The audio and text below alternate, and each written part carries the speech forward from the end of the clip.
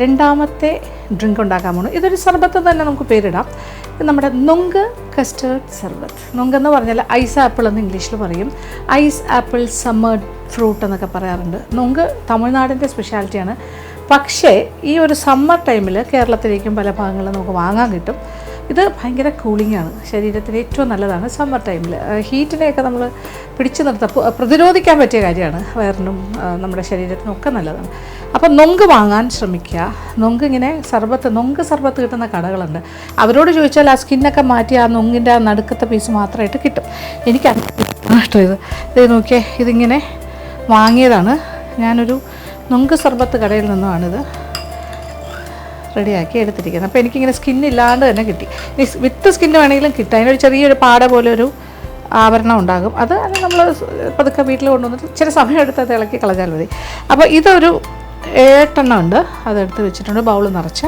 അതുപോലെ കുറച്ച് ഞാൻ അരിഞ്ഞും വെച്ചിട്ടുണ്ട്. ഇത് നോക്കിയാൽ ചെറിയ ചെറിയ പീസസ് പോലെ, ഒരുപാട് ചെറുതായിട്ടല്ല, കടിക്കാൻ പറ്റുന്ന ബൈറ്റ് പീസസ് ആയിട്ടാണ് എടുത്തിരിക്കുന്നത്. ബൈറ്റ് ടൈപ്പ് ചെറുകൂടെ ആയാലും കുഴപ്പമൊന്നുമില്ല. നമ്മൾ നേരത്തെ ഉണ്ടാക്കിയ കസ്റ്റേർഡിൻ്റെ പകുതി. അപ്പോൾ കസ്റ്റേർഡ് ഇസ് റെഡി. തണുത്തിരിക്കുവാണ്. നമ്മുടെ നൊങ്ക് അഥവാ ഐസ് ആപ്പിൾ ഫ്രൂട്ട് അത് അരിഞ്ഞതും ഉണ്ട്, ഇത് അരയ്ക്കാനുള്ളതാണ് ഹോൾ തിങ്. പിന്നെ നമ്മുടെ സബ്ജ സീഡ്സ്, അത് ഏകദേശം ഞാൻ പറഞ്ഞല്ലോ 2 ടേബിൾ സ്പൂൺ കറുത്ത കസ്കസ് 1 കപ്പ് വെള്ളത്തിൽ കുതിർത്തതിൻ്റെ പകുതി ഞാൻ ഉപയോഗിച്ച് കഴിഞ്ഞു ആദ്യത്തെ നമ്മുടെ ഡ്രിങ്കിന്. ഇത് രണ്ടാമത്തെ പകുതിയാണ്.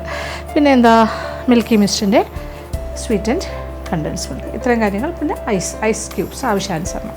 ഇനി തുടങ്ങാം. കുറച്ച് പാലും കൂടി വേണം, 1 കപ്പ് പാലും കൂടി വേണം. അപ്പോൾ ഞാനിപ്പോൾ ഒരു 1/2 ലിറ്റർ പാലെടുത്തതിൻ്റെ പകുതി ആദ്യത്തെ ഡ്രിങ്കിനെടുത്ത്, ഇത് ബാക്കി പകുതിയാണ്, അതും തണുത്ത പാലാണ്. ഓക്കെ, ഇനി ഇതിനകത്തേക്ക് കസ്റ്റേർഡ് തയ്യാറാക്കി വെച്ച് custard, this is vanilla flavour. ഇതിന് പകരം നിങ്ങൾക്ക് വേണമെങ്കിൽ സ്ട്രോബെറി ഫ്ലേവറും ആകാം, അപ്പോൾ പിങ്ക് കളർ കിട്ടും. പിന്നെ ഇതിലേക്ക് ഇത് നോക്കിക്കോളൂ, നൊങ്കിൻ്റെ കഷ്ണങ്ങൾ ഇനി ഇച്ചിരി ലാവിഷായിട്ട് ചേർക്കുകയാണ്.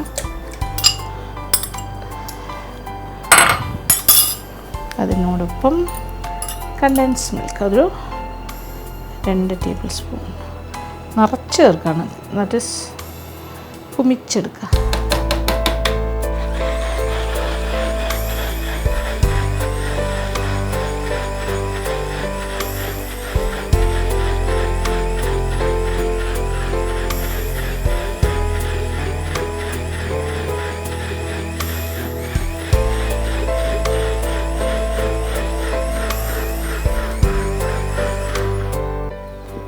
ആഹാ, നല്ല തിക്കായിട്ട് വന്നിട്ടുണ്ട്.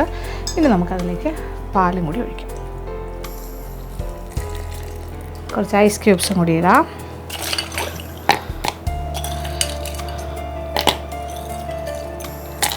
ഓക്കെ,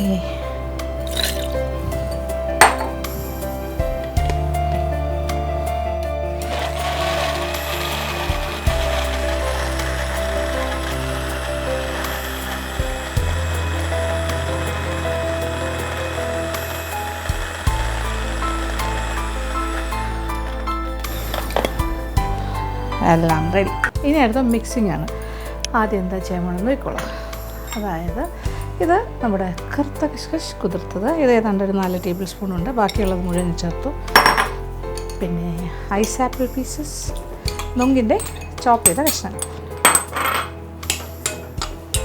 ഇനി ഇതിലേക്ക് ഇത് കുറച്ചുകൂടി നല്ല തിക്കായിട്ടാണ് വന്നിരിക്കുന്നത്. കാരണം നമ്മൾ ധാരാളമായിട്ട് ചേർത്തിട്ടുണ്ട്. നൊങ്ക് അരയ്ക്കാൻ നേരത്തെ ചേർത്തു. നല്ല അടിപൊളിയായിട്ട് വന്നിട്ടുണ്ട്.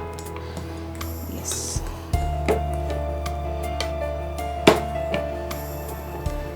ഇത് മിക്സ് ചെയ്തിട്ട് ഞാൻ തിരിച്ച് ഇതേ ബൗളിലേക്ക് ഒഴിക്കും. കാര്യം നമുക്ക് ഗ്ലാസ്സിലേക്ക് ഒഴിക്കാൻ അതായിരിക്കും എളുപ്പം. ഇനി ധാരാളം ഐസ് വേണമെങ്കിൽ ഇടാം, ഇഷ്ടാനുസരണം ഇടാം.